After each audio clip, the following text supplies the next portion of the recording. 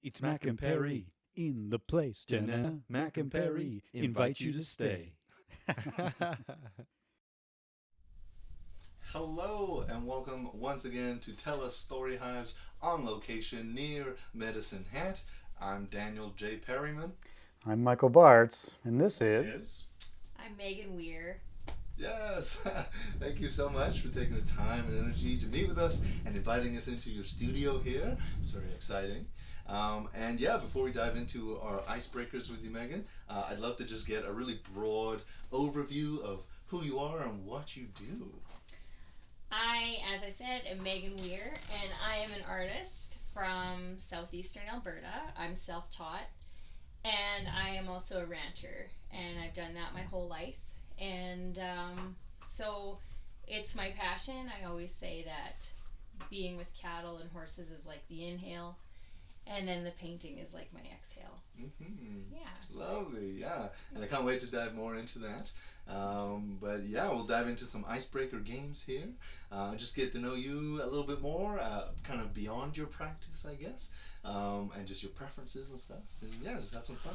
So, Okay. yeah, so our first thing is trivia. How are you with trivia typically?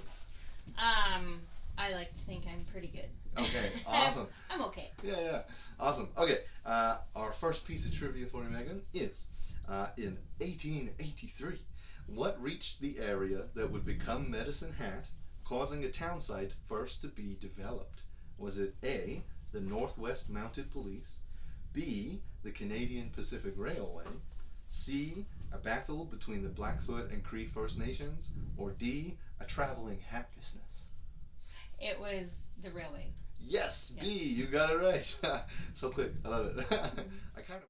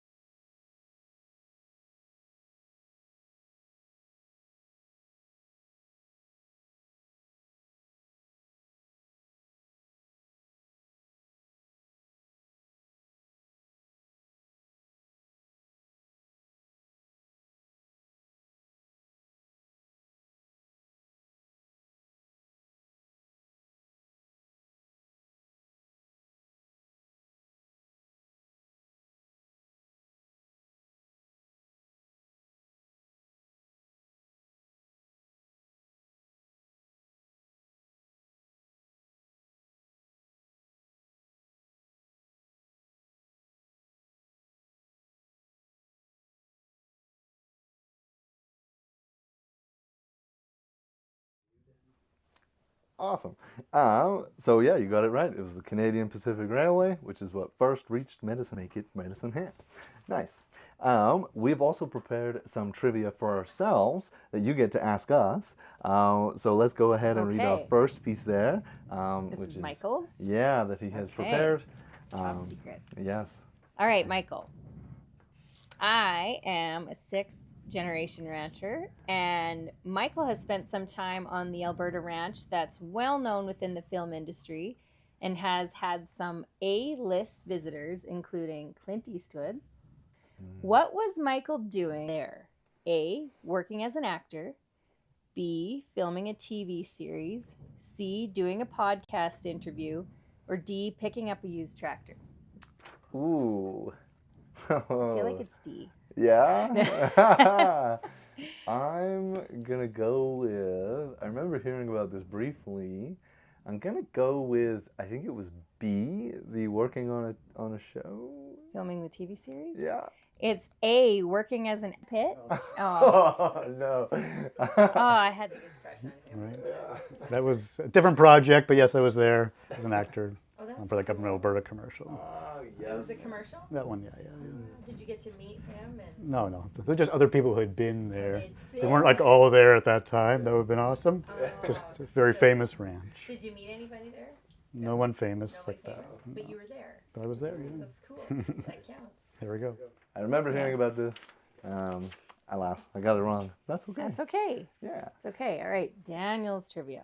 Yeah, I think we'll actually just flip on over to Michael Okay, first. okay. He has another piece of trivia for you. Okay, cool. Mhm.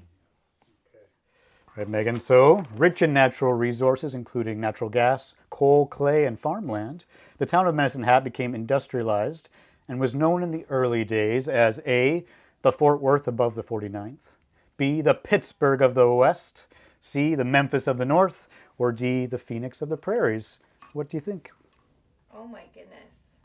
What? Okay. I would like to ask you to repeat them, but I won't. I'll just say B. The Pittsburgh of the West. You're right, yeah. Oh. The Pittsburgh of the West. Well, that's obvious. Yeah.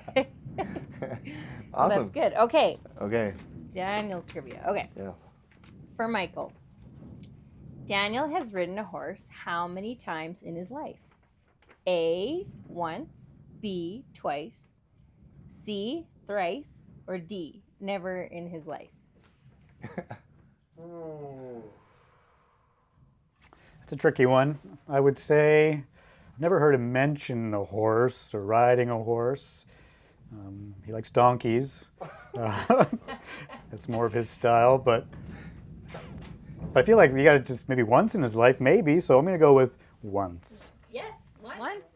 Tell us about that. Oh my goodness, I don't remember much. It was when I was quite young in the UK, and we went on some sort of like resort holiday thing in the UK, and yeah, there was horses, and I remember riding them and almost getting poop on my foot from the guy in front, and yeah, that's all I remember from it. So, Oh, yes. But yeah. Were you scared? Do you remember being scared? I don't think I was scared. I think it was just fun and Yeah. exciting, and it was like our family and then my friend's family, and like both families went out there, so I was spending time So with it's kind of him. fun.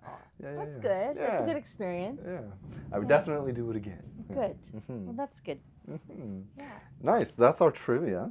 So we'll move swiftly along to this or that in our lovely hat. So we'll just pick it out and read it out, and then just see what our preferences are, basically. I will let you do the honors and pick the first one. Okay. I read it? Yeah. Oh, lake or ocean? Oh. Ooh. Huh. That's a tough one. I would probably say ocean, even though I go to the lake more. Yeah. But if I'm going to the ocean, it's probably like somewhere hot. So I love the beach and the ocean. Yes. Nice. Yeah. I think. Yeah. I just been from the UK. Oh, it's just yeah. like there's not many lakes really. Yeah, I guess and the maybe some, but smell. yeah. Yeah. So I would go ocean, and I might throw it to Michael and see what his preference is. Yeah, just to give you a different answer, I would say lakes. Yeah, I spend a lot more time at lakes. I love going. We do a lot of hiking. Go for a dip in a nice cold mountain lake. Pretty great. So Yes. that would be my preference. And there's no sharks in lakes. True. That's Safer. I like that. Yeah. And there's no tide to Yes. take you out. Yes. Lakes they're not as dangerous. Okay, let's see what else we get. Stick or automatic? Oh, stick. Yeah. Yes. I miss the stick shift. My truck that I drove in high school was it was a stick. Yeah. Nice. I have only ever driven automatic. Okay. So I would have to go with automatic. Yes. I imagine there's something great about sticks, more manual and feel more in charge or whatever. So, but I would go automatic just for, How about you, Michael? Yeah, I would say stick, absolutely. Yeah, my first car was a 1984 Jeep Cherokee, and it was a manual, and I had to learn. And yeah. After that, there's nothing else I want to drive. Oh, yeah. And you know what? I wish I could teach my kids with the manual. Just the frustration of learning and how to go up a hill when you have to stop on a hill. I don't know. I think that it's great. A great bonding experience, maybe? Yes. Yeah. I used to be a DD when I was in high school, and I would drive some of my friends, and sometimes they would grab the stick and put it into neutral when we were driving down the road. Don't miss those kinds of things, but you know. Right on. Yes. Awesome. I'll let you do one more. Cottage or mansion? Cottage, for sure. Yeah. Yes. Yes, I like coziness. Mansions are wonderful, but cottage is just quaint and down to earth. It feels, and you know, kind of like that. Yeah. Yeah. Yeah. I would also go with cottage, again, being from the UK. Yeah. Just, you know, and also just the idea that, like, you use the space that you have. Yes. So if you have a mansion, I would fill it, I'm sure, with goodness knows what. Yes. Whereas, yeah, cottage, you may be a bit more specific or sentimental things and just cozy, like you Cozy. say. So, yeah. Yeah, and the cleaning of a mansion. Oh, gosh. Oof. Yeah. Not... Obviously, if you have a mansion, you have cleaners. Probably, So, yes. Yes. How about you, Michael? Would say that I would go with the cottage. Yeah. This doesn't come up a lot. House that I built myself. So it's a very small space, yeah. I used to be obsessed with tiny homes. That is so cool. It is cool. Yeah. So I would live in a tiny house. So Wow. I mean, I do. So yeah. Yeah. Cottage all the way. No mansions. Well, I'm curious now. I want to ask you more about that. Well, Awesome. we'll get to that. Yes. But we'll move swiftly along Okay. to our tumbling towers here. Okay. Have you played tumbling towers before? I have not. Okie dokie. So we can't pick from the top 3 rows. Okay. You're more than welcome to feel around and try and find a loose one, like that one looks pretty Okay. loose. And then once you pull it out, we'll read the question that it is associated with, and then just plunk it on top. Okay. Yeah, so I'll let you go first. Yeah, maybe we'll move our coffees. 29. 29. So the question we have there is, what's a song or artist that you could listen to on repeat? Fleetwood Mac. Fleetwood Mac. Yes. Nice. Yes. Are there lots of memories with Fleetwood, or just the sound itself? I love their vibe, and their songs are so classic, and I love Stevie Nicks, and I just love how all the instruments have a voice, and they feel like individual characters, you know? I love Fleetwood Mac. Nice. Yes. Yeah. Awesome. I think for myself, an artist that I could listen to and do listen to on repeat is Russ. He's an independent hip-hop artist, and I just love that for him. Yes. Kind of doing it yourself, and yeah, I just love his lyrics. So. Oh, that's good. Yeah. And where's he from? He's in the States. Okay. So, yeah, not local, but. I'm going to have to search him up. Yeah, Russ. absolutely. I'll send you some recommendations. Okay, that's good. And how about you, Michael? Yeah, artists I enjoy recently. I'm John Warren Hannon, Lethbridge-based artist. Just love his music. Folk artist. Yeah, I can listen to him. He's very poetic. So Oh, yeah, I like folk music generally. So that's probably who I could listen to. Yeah. Yeah. Awesome. Okay, let's see what else we got here. Am I picking? No, I will You are? pick. I'll go pick. There we go. That's a good one. We've got 24. Still in the 20s. Oh, there we go. What have you tried that scared you? Oh, lots of things. I've skydived, bungee jumped, deep sea dove. Really? I'm a little bit of an adrenaline junkie. I used to be. I used to fight kickboxing, and I was always terrified. Yeah. I ride colts, young horses, and so often, you know, I sometimes get scared, but keep going. So, so yeah, I do lots that scare me. Yeah. Wow. But the scariest thing, I don't know. I think right now something scary for me is, you know, if my kids are ever in a position where I'm like, you know, are they going to be okay? Right. Like if they go to somebody's house and somebody drives them there, that's scary for me. I know that's not what you asked, but that scares me. No, that's, yeah. Yeah. Wow. Yeah. Yeah, no, I appreciate the spectrum there of like, you know, skydiving and stuff that I've never done, which Yes. is incredible. But then also just like the more intimate nature of fear, I guess, and like family. Yeah, you want to protect them and make sure they're okay. So definitely, yeah. and I think one thing actually that is kind of scary for me that I've overcome is riding in front of people, my horse, like not like in an arena, or if you go to a clinic and you have to ride in front of people and you're doing the things, then that was tough for me, and it was scary because you're being judged, and so that is something that I'm not accustomed to. Whereas if it's just like you gotta get gritty and do something, that's not, you just sort of let adrenaline take the wheel and then you do what you have to. So that is probably something that I should work on. Eventually, yeah. Yeah. I think for myself, kind of on that idea of like in front of people, is just getting on stage and acting, play.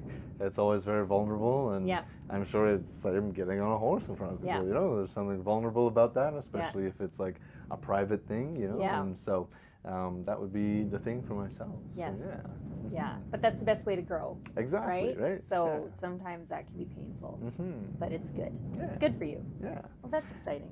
I will let you do the honors of picking the next question.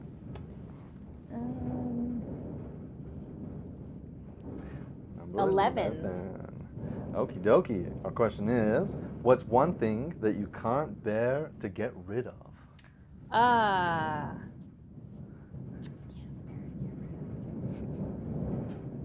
Well, I was going to be funny, but I won't because it might not be a good landing humor. But I can't bear to get rid of my... I don't know. I am a little bit of a minimalist. I probably can't bear to get rid of... I have this jean jacket that my grandma made, and it's out of all of my grandpa's jeans, old jeans, and it is so cool. It's all his pockets, and it's even got like his Copenhagen rings on some of the pockets, and it's kind of cool now. Yeah. And I get lots of compliments on it, but I thought if my house burns down, I'm grabbing this. Right. So nice. I'm not getting rid of that. Yeah. Awesome. Yeah. Oh, I love hearing and about my saddle. this. Sorry. And saddle. Yes. No, yeah. Never get rid of my saddle. Yeah. How long have you had the saddle for then? I think in my 20s, and it's from a saddle maker named Dale Harwood, and it's probably my favorite possession that I have. And I met him. He's such a kind human, and he doesn't make anymore. And that saddle. Nice. So those two things, I'd say. Those two things. Yes. Nice. Yes. I think for myself, I have an orange orangutan stuffy, which is just, it's from the UK. It's like our homeroom class, little stuffy thing. And when I left, they did a big farewell, and they gave it to me to take with me. So it's just the sentimentality of this. And so that would be my item. If it was between that and getting out of a fire, I would think I would be okay. You'd be okay. It. Yeah. But currently, that's the object your thing that comes to mind. Yeah. Yes. How about you, Michael? Yeah, I think so. We have 4 cats. No. Sometimes I want to get rid of one of them. Yes. But no. I was going to say that about my dogs. But I can't bear to get rid of them. No, I guess, I'm also a bit of a minimalist, as we've kind of alluded to earlier. So it'd be tricky. I guess I've got like a chef knife that was my grandmother's. That's a very sentimental item that I don't have to get rid of. I use it every day, basically, but that might be a thing I'd be like, if there was a fire, I might want to grab that, aside from, the pets and photo albums and stuff. So that's something I'd probably hold on to, for sure. Yeah. Awesome. Well, that's pretty much all the time we have for this first segment. So thank you so much for going along and playing the icebreaker games with us. It's fun. And I'm excited for your interview, which is coming up next. But this has been Tell Us Story Hives on location near Medicine Hat. I'm Daniel J. Perryman. I'm Michael Bartz, and this is Megan Weir. We'll be right back.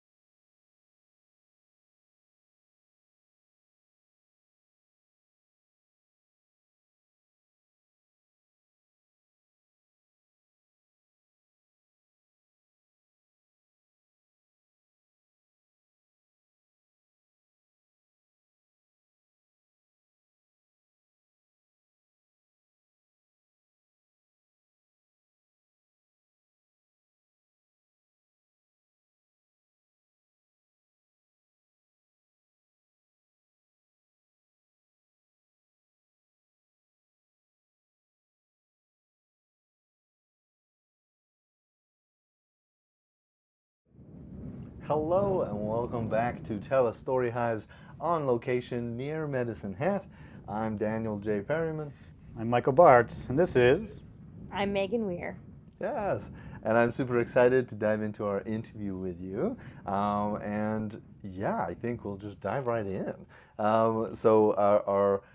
You kind of gave a broad overview of who you are and what you do. And when I was checking out your website, which is beautiful, the things that really stood out to me was just like the video with the text going by on it. Oh, yes. And some of the key elements in there, you know, you mentioned being a rancher, a wife, mother, artist, and woman with a deep love for authenticity and beauty. And I think as just like a place to start, I just wondered if we could dive into a few of those things and what they mean to you, and just kind of get that idea of like the raw elements of the things that make up you. Okay. And then when we kind of get into more of the other stuff, that'll kind of maybe inform that. Okay. Yeah. So you know, being a rancher, a wife, a mother, what do those things mean to you? Well, so I love what ranching has to offer. I love working with animals, and I love being with a horse. We work our cattle with horses, and just even from as young as I can remember, I've always loved the connection that you feel. Mm-hmm. And being outside doing these things while you're connecting with the animals, and being able to teach my kids, like that's something that I would dream about, you know, when I was younger. And then noticing the beauty. So when I'm out riding, I'm always blown away by what Mother Nature has to offer. Just the shine of a cow's coat, the sunrise and the sky and flowers, nature. I've just always been in awe of it. And so to be able to take that beauty that I feel inside, put it into something that's tangible, I guess is my goal. But I've learned throughout life to do best. So when you're expressing yourself, it's best to be authentic. And that's where your true beauty lies. So that's kind of what I'm doing, is teaching my kids to be authentic. Because, you know, a lot of times you can look at, like, I'm a self-taught artist, so you could look at other artists and say that I need to create how they're creating, but that's their own voice. And so that's what I've learned was my brush strokes are my own thoughts. That's coming from myself. And someone else's brush strokes, that's their own thoughts, their style. So you have to learn early on that how you do things is going to look like how it is naturally. And you can learn other techniques, but you know, you embrace yourself, and it's such a metaphor for life, embracing who you are. And I find too that art has really brought me back to who I always have been as a child. And I have always been creative, even though I haven't painted my whole life. I've always loved Mr. Dress Up and painting, or not painting, coloring, making things. And my grandma had art in her house that was floor to ceiling art, and I would stare at it and just feel pulled towards it. And I didn't know why.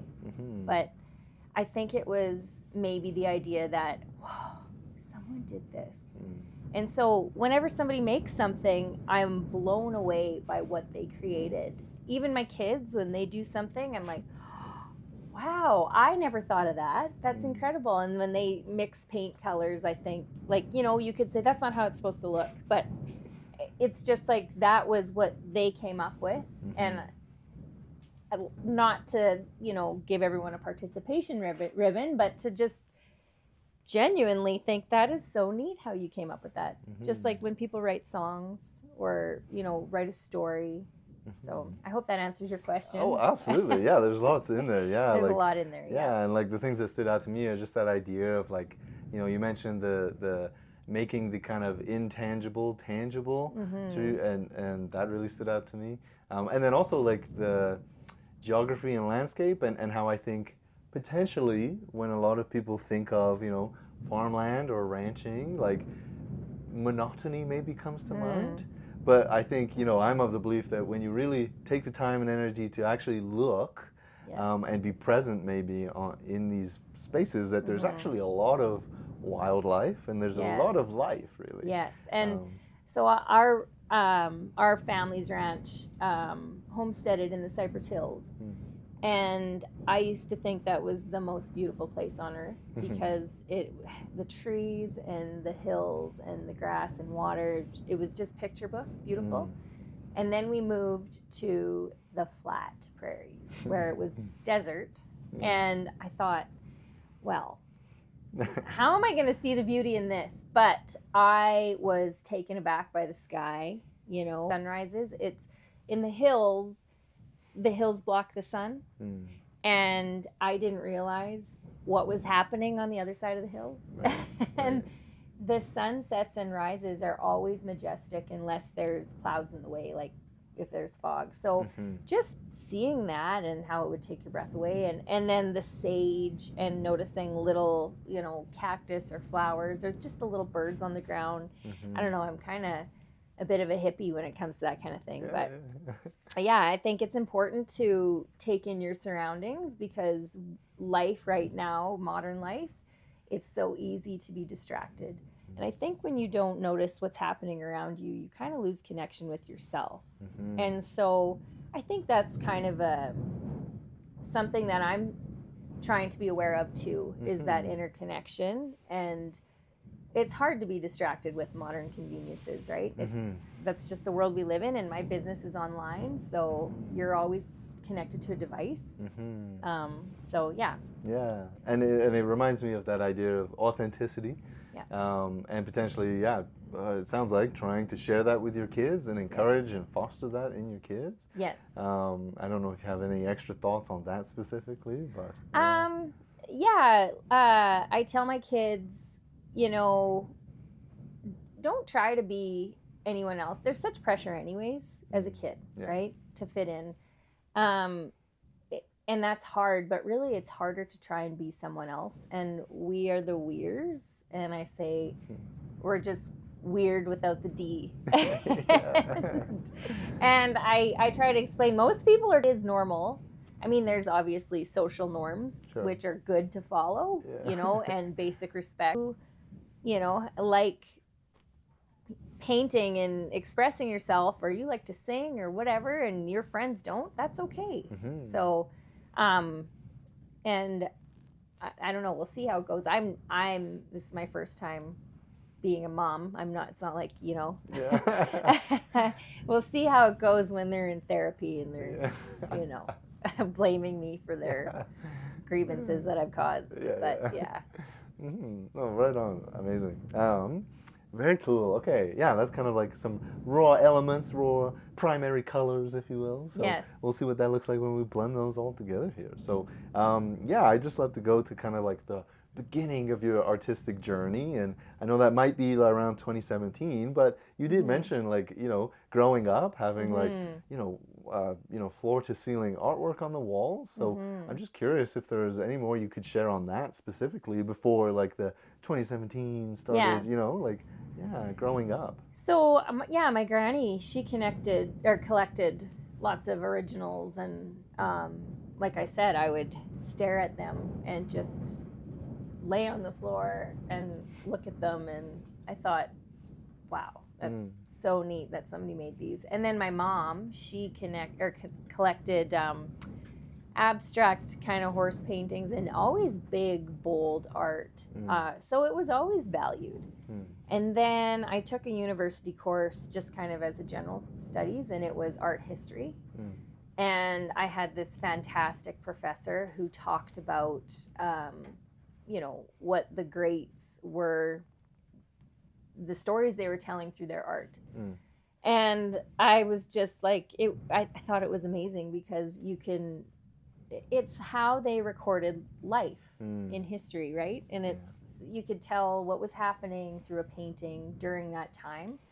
So that kept me captivated, and just how, there was realism was so valued with the art, and then it changed. Well, and then you could even go back to, paintings, cave drawings. And then once it was in, the realistic paintings, and then it, went to more abstract or expressionism. And I was just blown away by it.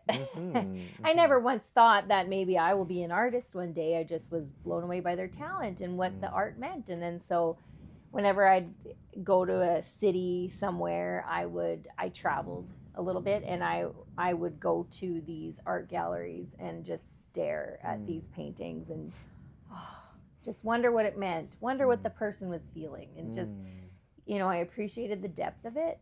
Every single piece in there. And, where sometimes the people I was with, if it was abstract, they're like, what is that?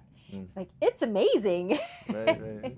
Yeah, so that was always my viewpoint. And then I used to play the piano, so I got my grade 8. I used to teach piano lessons and was very prolific with my skills there, and if that's the right word. Yeah. And then I used to get up at 5:30 every morning when I was a kid to practice the piano.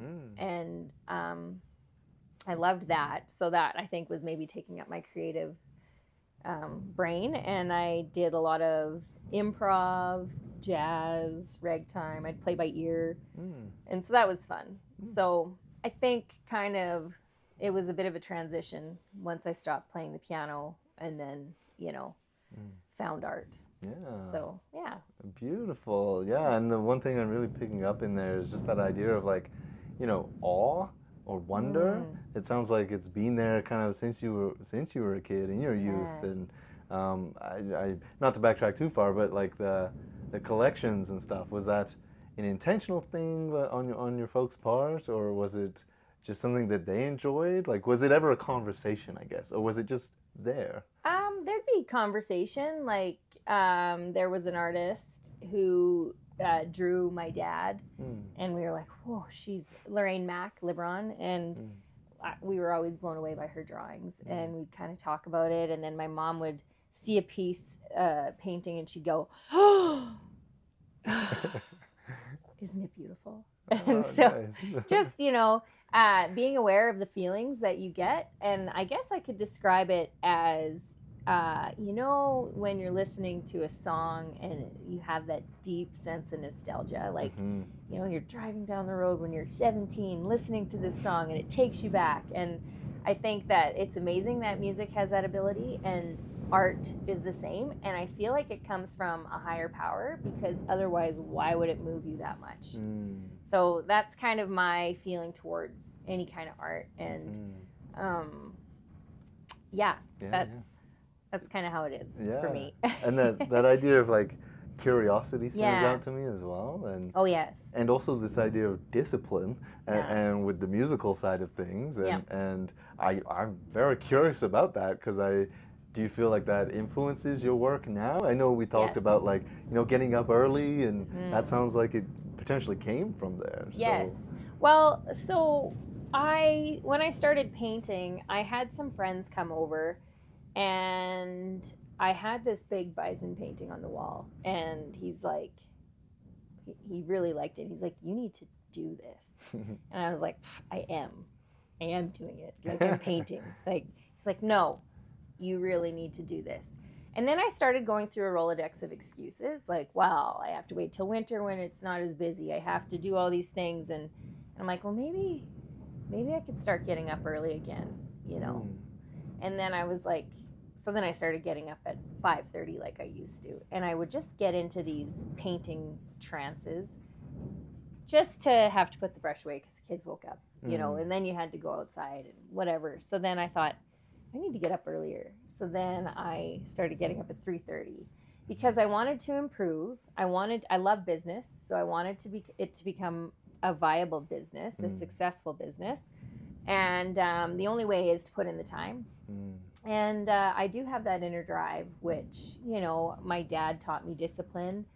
But I've always had that inside of me. You know, I have a goal. I want to do something. The only person stopping you is yourself. And I think that so many times we listen to the excuses and we let that be valid. Of course, there are always excuses, but there's always a solution. So that's very much how I go by. There's been times where I've, you know, gone a little too hard, a little too obsessive, but I have kids and I have to put them first, and I'm married, and so I have to, you know, prioritize my relationship, and there's responsibilities, you know, so I'm like, I'll fit it in when I can, and I'll do it to the best of my ability. So I just don't think that I've always been like, oh, excuses. What's an excuse, right? Yeah, yeah. So, and then it just comes to like cutting down all of the extras. Like, what is your time drain, right? So, and that's where I talk about distractions, or try to get rid of those. Yeah, the kind of idea of focus and being intentional and present, maybe. Yeah. Yes. Nice. Yeah. Another thing that stood out to me from your website was a little quote. So if I may, I'm going to read it. Yes. Just because I think it kind of ties into what we're talking about currently, which is, there is no ceiling to learning and creating as long as we aren't limited by our self-preservation. Megan Weir. That was not AI. No, that was all you. Nice. I forgot I said that. Yeah. I was like, did I say that?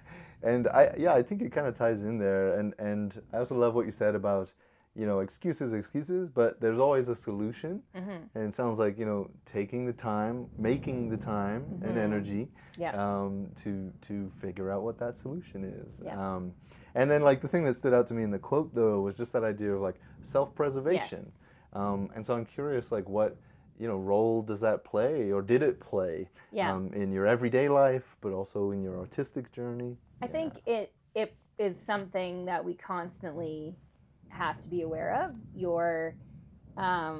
Of course, you're going to have limitations no matter what you're doing, right? If you're riding a horse, you're learning new skills. There's always your limitations because you haven't learned what you need to learn yet. You haven't leveled up or hit that next stage. And I think there's never a ceiling to how far you can go, how excellent you can become. Like, if you're riding a horse, well, there's going to be a different horse with different issues or problems or something for you to learn about yourself. And same with paintings. You know, you get to the point where you're like, oh, wow, that is incredible. I love it. But then you take the space between, and then you're like, oh, okay, I see how I could have done things differently. So I think the self-preservation part is where you're willing to push yourself and to kind of silence the ego, and to realize that, like I had said before, the only thing holding you back is yourself, the excuses you're giving. And it's not to be critical, because I think sometimes we can, like, and I've struggled with this, getting into that harsh inner critic, like, it's not good enough, could be better, instead of that was my best at the time, I wonder where the next direction is, and to, you know, be loving and kind with yourself. And I feel like when you combine that, beautiful things happen, and that's when you can really harness that authenticity. And if you can pair it with where to get your skills, who to ask. Even though I'm self-taught, I try to find answers somewhere. Whether I see somebody who's doing a painting and it just captures my attention, and I ask them, like, how do you do your clouds like that? Or how do you do, you know, whatever it is. So I think that the fear of looking inferior, or the fear of, you know, what it might take to get somewhere, or just admitting that you don't know. And so that's kind of how I'd answer that question. So if that makes any sense. Oh, absolutely. There's so much, rich stuff in there. And like you say, it's like, where are you willing to push yourself? Where do you need to grow, or where do you want to grow? Yes. What has that been like for yourself? Like, if you think about when you first started in like 2017, let's jump there. Yes. You know, was it business side? Was it practical, technical skills? What was that part of your journey like? Okay, so I noticed that I could paint when I went to a paint night. And I thought, like, wow, this feels like I've been doing it my whole life. And I was going through a bit of a rough patch at the time. And I feel like it was God or a higher power showing me that this is how I'm going to take care of you. And so I started to paint. I came home after that paint night and I painted my parents' grandkids, so my niece and nephew and my kids. And it looked like them. And I thought, well, I can make this a career. I can make this a thing. I know people make a lot of money from painting. So then from there, I was like, okay, well, I guess I did go and talk to a woman, Evelyn Kleiss, and I was like, can you help me paint? And she's like, we kind of got to it. We weren't really getting into any specifics. And she's like, you just need to paint. So I'd paint. And then I was like, well, how come this person uses like these vibrant oranges and crazy colors? And then so I'm like, well, I have to learn about color theory. So then I took a course at the college or at the art club on color theory. So then that sustained me for years on how to do that. And then every now and then I would see, well, that blue is a little different. How do you get that? So then so then learning the technicalities as I needed to learn them, because I did from time to time go to a YouTube channel and I would see something that I wanted to do and I'd follow it. Immediately I felt deflated. I felt like I'm doing it wrong. I don't know how to do this. Mine doesn't look like theirs. And so I'm very hard on myself, which I'm learning to not be so hard and be more accepting. But when you kind of know that you expect a lot from yourself and then you know that you could compare yourself to being not as good as, and I know a lot of people, that's what happens within yourself. You're like, well, I'm not as good as that. And I think that it's something that can trip you up, right? So then I decided that I had to make it an organic process. I hit a wall and then I find a way. So that's kind of been my learning structure.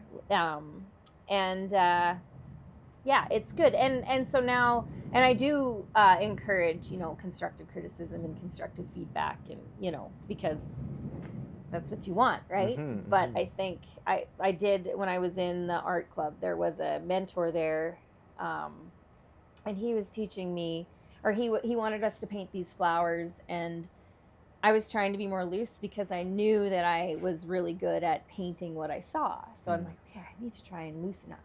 And he came by and he said, well, that doesn't look like the flower.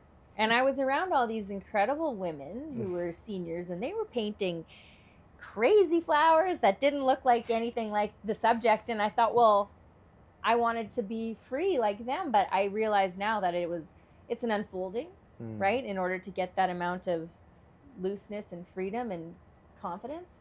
But also I didn't like him anymore because I thought, well, why are you telling me to paint exactly what I see when I'm trying to, not? And anyways, now I'm forgiving, but it's fine. Yeah. So anyways. Yeah, no, I appreciate you sharing that candidness of like, self-compassion or expecting a lot from yourself. Because I think that's super relatable, especially in the arts, where I think everybody knows consciously that it's a subjective thing. Yes. But at the same time, you can always be better, or you always want to improve. It's just that it's not like, I think about, sports where it's like the opponent team, you have to be better than them, I guess. It's like more internal. It's like you have to be better than yourself a year ago or 2 weeks ago. And it's an ongoing process, like you say. 1% better than the day before. That's kind of what I try to do. And of course you fall back sometime, and you're running a business by yourself. Or even if you're not if you don't have a business, you're just an artist painting. It's just you, yourself, and you. It's very I'll come up with all these ideas and then they're rolling around in my head and I don't have anybody to bounce my ideas off of. I come in and if I talk to my husband, he's like, that's great. I'm like, but is it though? And then so you might want to try something different and you get off track. But now I'm starting to narrow my focus with my art and kind of know where I want to go next. So Nice. Yeah. I do want to hear more about that. Yes. But first, going back to like the art club, it sounds like you Yes. kind of found that towards the start of your Yes. journey. You just kind of sought that out. I did. I only had 1.5 classes there. Okay. So I wasn't there for very long, and I lived a long ways out, so it wasn't something that I was gonna keep up. Yeah. But I tell you what, though, like the women who were in there were just so inspiring. Just they're you know, mostly seniors, and just what it was a group of women who knew exactly who they were, and they were unapologetic about it. And I think that is something to strive for. Like, that's the goal. Authenticity, right? We're taught, especially women, that we need to look a certain way. You know, no wrinkles. You have to be a certain weight. You get old and then you disappear. And, or you have to be better than everybody else. And I just thought that these women were like, nah, just gonna be me and shine who I am, and so that's what I got out of that. So that, and it still stays with me. Yeah, and it almost sounds like, you know, that was potentially the more useful lesson out of that than perhaps all the technical things. Yes. Yeah, which is super interesting to me. Yes. Makes me think of like the non-linear nature of artistic journeys sometimes. Yes. But so after the art club, what happened next for you? Well, I just kept painting and painting and painting. I really got into Highland cows, and I started selling more paintings, and people started to ask me for pet portraits. And when I started to do commissions, I really saw the power of art, because I would paint a pet portrait for someone of a dog that passed away, and when I would give it to my client, they would cry. And I just was like, oh. So then you could really see how powerful art is. And the one thing with my animals is I've always felt like, you know, when I look into the eye of a cow or a horse, I can see their soul. Same with people, but you know, they can't talk, but you can see them through their eye. And so I always try to put their soul into the paintings. So then I, you know, started to do that, and then my name would get out there a little bit more. I started to do trade shows, and then I got really learning about the business of art and having different price points, different entry points. And that's when it really gets fun, because I love to market and get on Instagram and talk about what I'm doing, and, you know, cater to your email list and people who have been following you. And it just becomes like such a friendship and a valued relationship. The people who have been following me or have bought my art, I appreciate them so much. I still can't believe sometimes that I made something and it made somebody else happy and they gave me money for it. Like, it's just, I was happy making it. They were happy looking at it. And it's just like a happy thing. So I think that's pretty cool. But so that's kind of how that evolved. And then I got into building a website and getting really serious about things. And which is something I still have to constantly remind myself to be professional, and or not in the way I treat people, but just to see myself as a serious artist, you know. And still, it's kind of like just this girl who painted out of your laundry room, like, you know. So it's it's kind of, you have to believe in order to be successful with the business. Yeah, and I mean, let's kind of go there a little bit of just that the business side of being an artist, because I think it's a side of it that a lot of folks, you know, shy away from or shun altogether. Yes. And so, you know, if we go a little bit after maybe that art club, like you said, you kind of maybe started the website. What was that experience like for you, and the intentionality behind that? So I thought, okay, I build a website and then I'm done. And then people will come and buy my art. Oh. And so I built this website. At first, I built it on my own. And then I hired somebody to really build it for me. And then nothing happened. And obviously nobody knows who you are. You're not telling anybody, you know. So then I redid my website, and I found a really great company that builds websites and also offers marketing courses. So then I got to learn how to, you know, market and, you know, am I answering your question, or am I getting off track? No, that's absolutely it. So, because it reminds me of like you say, like seeking help when you need it. Yeah. Recognizing when you need to maybe hire somebody or attend some classes. Yeah, and just the podcast too, listening to it, and then just changing your mind. And you know, so many people said, oh, like I want to bust that myth of the starving artist. Like,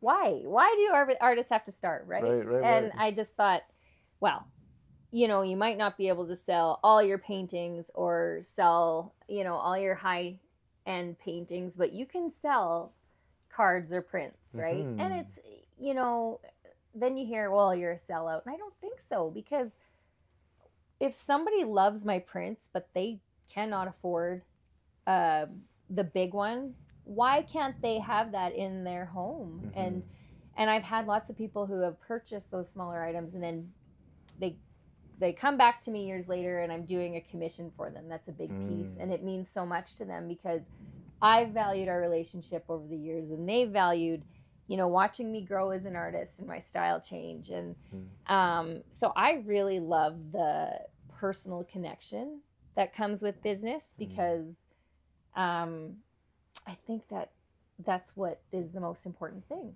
right? This is my soul on canvas, and so if I'm going to be making a business of it, then I want to connect with people and not be a car salesman, you know, and not that car salesmen are bad. You know what I mean? But I don't want to be the salesy person. So and so I've and then lots of people still, you know, the starving artist. So you can't be successful with selling art, and you can't do all these things. You have to be in an art gallery. And I'm just here to prove that wrong.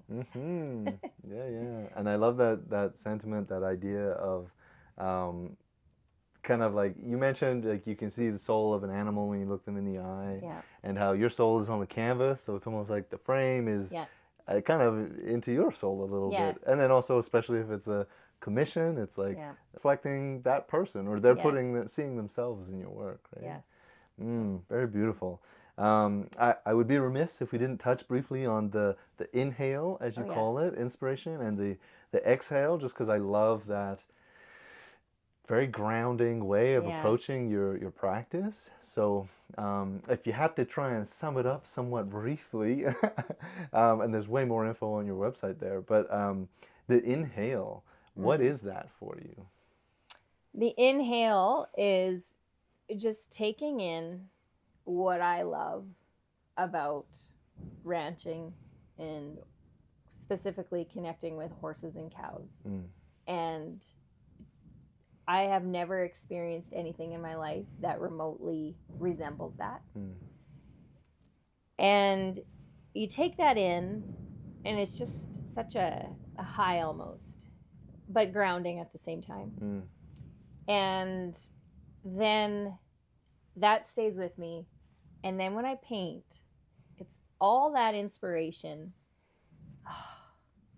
exhaled, and it's on the canvas. And so that's my inhale, exhale. There's so much there that I know we could get into, but in the interest of time, I think we'll skip along to our last question that we try to ask everybody, which is just, how has being creative changed your everyday life, do you feel? My everyday life. I notice things. Before, when I first started painting, I'd see, you know, dark and light.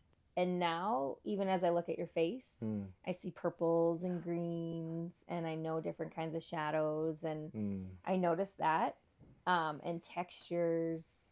I think that, and you know, even in not beautiful settings, not ideally beautiful situations, I try to find the beauty in it. And I always do, even if it's just a little bit. So, Nice. Yeah, I think that's like a testament to your awe and wonder and curiosity that you seem to have about life, and I really appreciate that. So nice. Thank you so much. That Oh, is you're all the time we welcome. have for the interview. So thank you so much for your time and energy. And yeah, I look forward to our showcase coming up here. But yeah, that is all the time we have. So this has been Tell Us Story Hives on location near Medicine Hat. I'm Daniel J. Perryman, I'm Michael Bartz, and this is Megan Weir. and we'll be right back.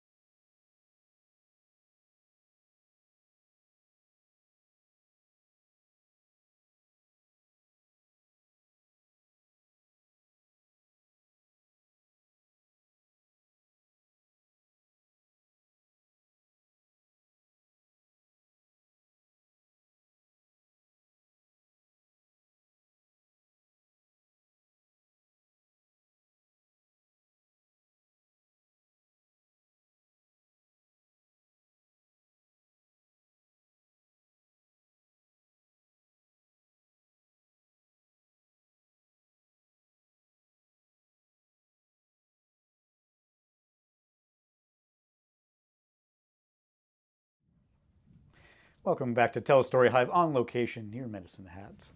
I'm Michael. I'm Daniel J. Perryman, and this is... Megan Weir.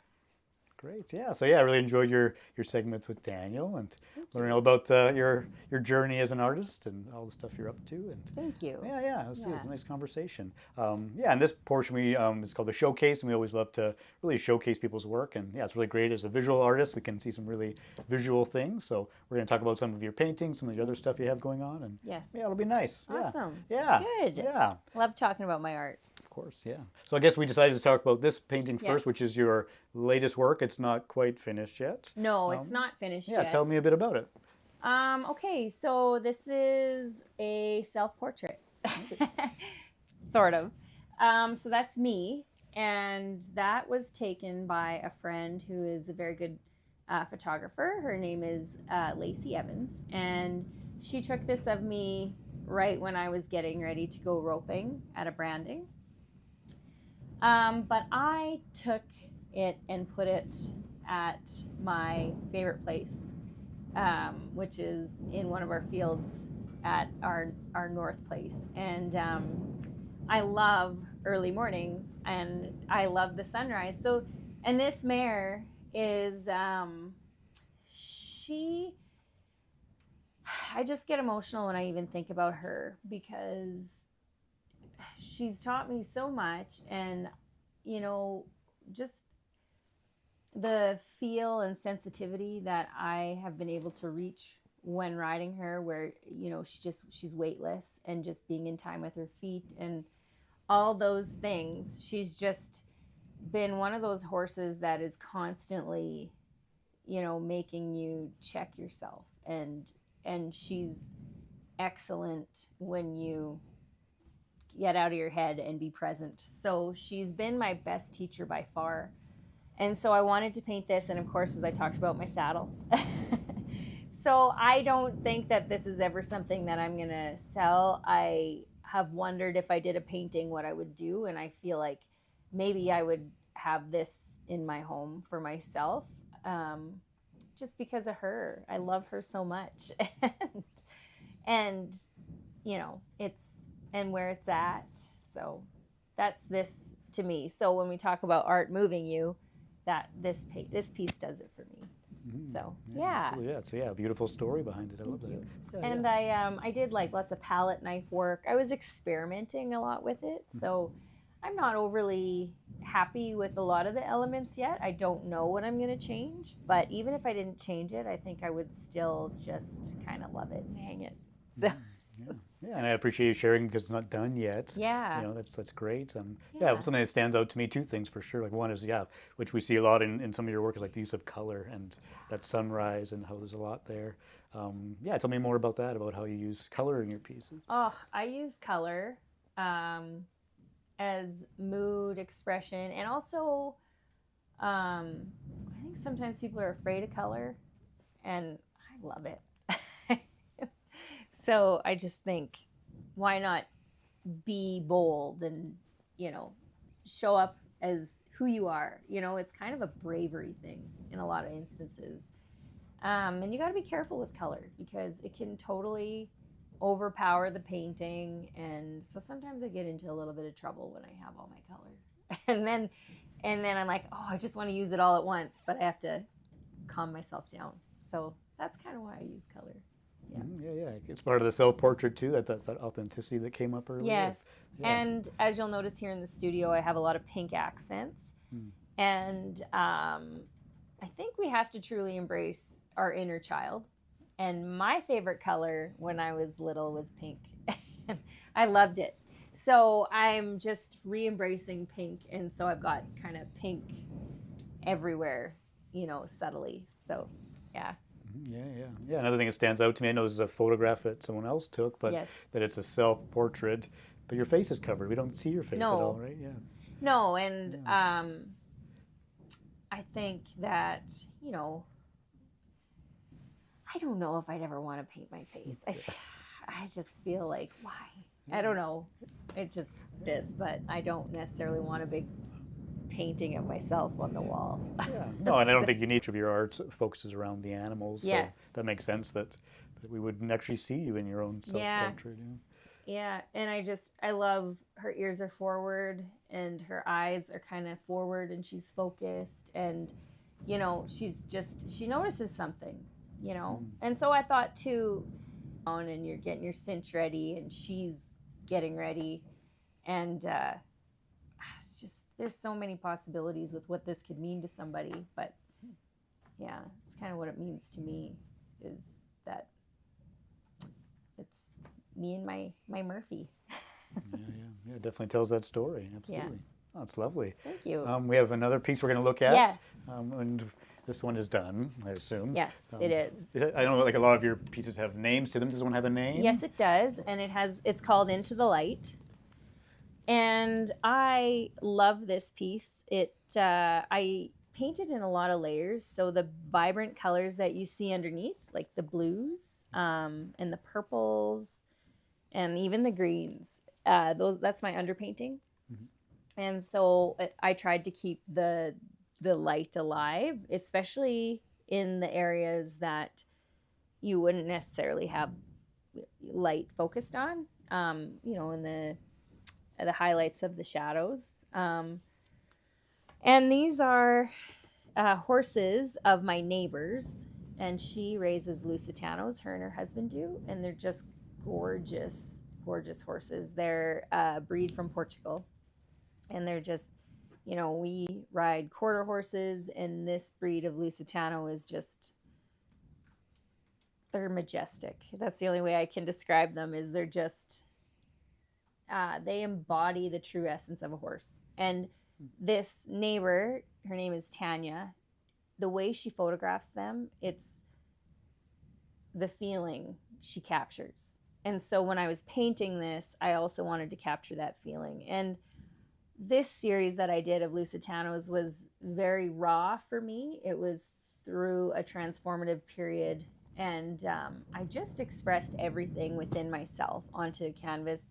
We talk about authenticity. I just really pushed deeper and deeper. And I like the results of this. And just, you know, getting a roan horse, the details, it's proven difficult before, but it came together quite nicely. So yeah, I like this one. Yeah, maybe tell me more about that on the process side of things. You talk about how it was kind of that, you know, you're getting through that time. And so was it like to come together quickly, or? This one did come together very quickly. This whole series came together quite quickly. But yeah, I painted it in layers, which was like mostly in I do layer, but true layering where I had glazes, and then you add on top of it and add on top of it and wipe away and add on top and wipe away. And so that technique was new to me. And then I was able to do like the heavy paint in the highlighted areas. So yeah, it was just a little bit of, it was the right time, I think, to paint something like this and to expect that kind of result while I was going through something else too. So yeah. That's lovely. Yeah, and then the name Into the Light, right? Yes. Like what is the significance behind that? Okay, so with my whole Lusitano series, I journaled before I painted as well. So Into the Light for me, meaning follow that light, that brightness of who you are, and just trust it and go for it. So that's what I was trying to do while I painted, and also in life, in real time. So yeah.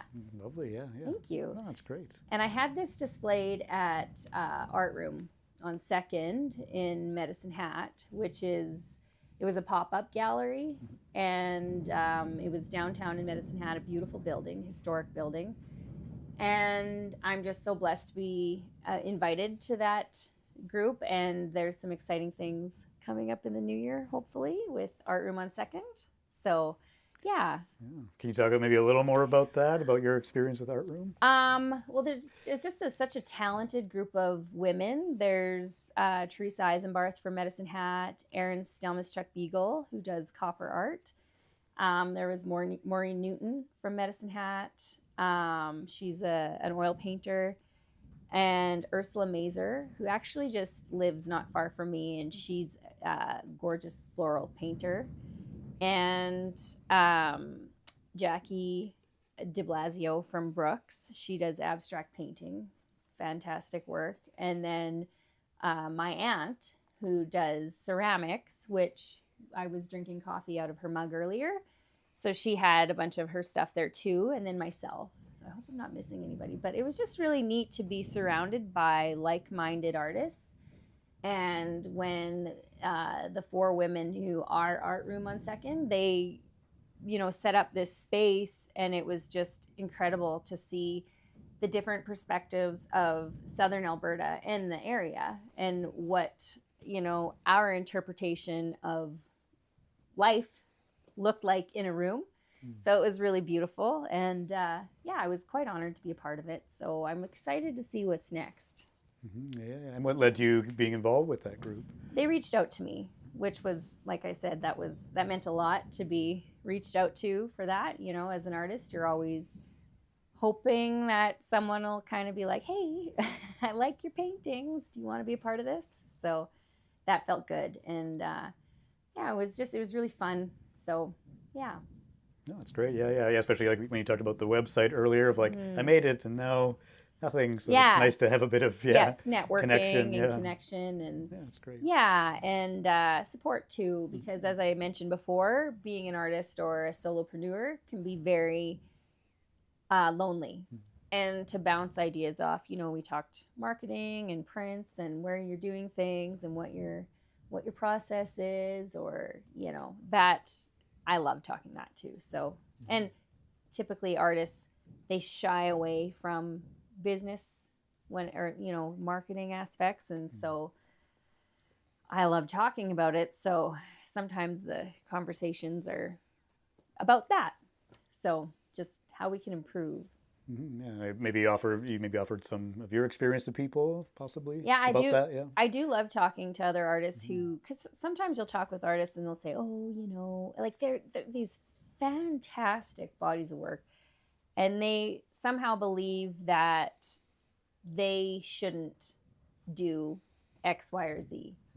And I just think, and that could be they shouldn't make a print or they shouldn't sell something for however much. And I just think, why don't you want to get your work out to the world? Who told you that? Why are you believing it? So I love to speak life into these women who are so boldly expressing themselves on canvas, and just encouraging them to take up space and be who they are and to share what they do with the world. I think it's a gift. And so sometimes it's easier to talk to other women about how great they are than to, sit and talk about, I'm great. Like, you wouldn't want to say that, but it's easier to look at someone and say, look at what you have to offer. Now you need to believe in yourself. So I do like that. It's fun, so. Yeah, absolutely. Yeah, I think it's a very natural thing that people don't always like to talk themselves up. No, but you kind of have to. But, you talk about your work, right? And I think that's where, as artists, it's like, this is me. And so then they're like, oh, I don't want to talk it up, right? But it's no. This is a product. It's a painting, and you love it, and you should talk about it. It's not, I'm amazing. It's, I believe in my work. And there's a distinction there. And I think that makes it easier when you talk about what you're trying to sell, So, and then it doesn't come across as arrogance. Yeah. That's great advice. Yeah, I love that. That's great. Yeah. But anyways, I love this painting. I do. I don't know where it's going to go next, but I'm going to display it at the Pen Show on this Friday. So lovely. In Medicine Hat at the Cypress Center. Perfect. Yeah. Great. All right. Well, we'll see this next painting on the list here. Okay. So this is a little bit, so I kind of have different sides. I think everybody has different sides of themselves. And this one is definitely something that is very expressive and textured, lots of color. I love this one, and it's called Scene.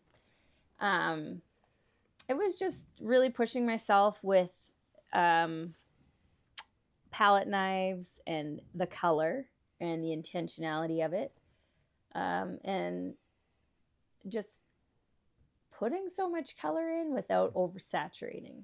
It was so fun, this one, and you can touch it, and it's bumpy. And and I love the high gloss. So now the cool thing about this is the high gloss varnish, sorry, but the cool thing about this is I also have my fine art wild rags. I have everyday brands on my website, but I turn my paintings into fine art wild rags. I don't know if that's high enough, if you can see it. And that's this painting. And these are all handmade and hand sewn edges, and it's high density silk. It's 16 mames, which means that's the density of the silk. Usually these wild rags are 12. And if you'll notice in the corners and on the corner of my paintings, I signed, I put my brands, or cow brands on there that have been with my family ranch since 1897. So that's the significance of it. And then at the bottom, I've got friends and family and my daughter's brands, and all around it I've got friends and family and people that we buy bulls from, do business with, neighbors. So it's pretty, there's a lot that is into each brand. You know, if you have a brand, it means a lot to you. It's kind of part of your identity. It's part of your history. And then I hand design all the edges to match the painting, and I do them in limited quantities. And so I'm wholesaling these at Alberta Boot Company, as well as a store down in Montana called Cavaliers, and a store in Saskatchewan called Rebellion. Anyways, so these are something that I love because I photograph all my paintings. And so I'll do something, love it, photograph it, and then I get to design it even more. And so some more examples here of minis of these prairie flowers. And I've got cactus flowers, and I designed all the edges differently. And so I finished moving cows one day, and it was in the summer, and the sky, as I talked about before, the prairie sky, was this deep navy blue. It was like a storm was coming in. And so the flowers and the grass was just popping. It was so beautiful. And you know, coming from the hills, as I had mentioned before, there were always wildflowers, and there's not as much out in the prairies. So you really got to look. And I looked down, and there were, you know, cactus flowers, brown-eyed Susans, clover. So then I took photos, and I painted these minis, and then I made these cute little wild rags. And I love that they're vibrant green. So I'm pulling all the colors from the edge because you're going to see the fun color, you know. So this is kind of the direction that I've been going, are painting and then prints and then wearable art, because we wear these, ranchers and farmers, or, you know, rodeo people. I wear these every day, and I always have. Whenever I'm riding, I, you know, put it on and then go outside, and they keep you warm and they keep you cool because they're silk. And it's been a labor of love, and it feels luxurious, you know, like when you're putting it on, it's silky, and who doesn't want to feel good when they put their wild rags on? So, and the fact that it's art is kind of cool too. So yeah, those are my little favorites. Absolutely. Yeah. And what led to you wanting to make the wild rags art pieces as well? So it was actually my mom's idea. She found this wild rag, and she's like, I think it had some brands on it. And she's like, you know, what if you did edging? And I thought, yeah, you know, that'd be kind of cool. And I just wasn't sure how I would do it because, you know, I'd have a painting, say this one, for example, and I just wasn't sure how it was going to look if you just had this black corner, you know. And then where am I going to put the brands? How's it going to go? And then once I figured out how to, you know, digitally paint and design and choose the colors and make it look aesthetically pleasing everywhere, so you can switch the corners and, you know, here you'll get blue. Once I figured that out and learned the computer software program and DPIs and all of that stuff, it was a huge learning curve. And I tried different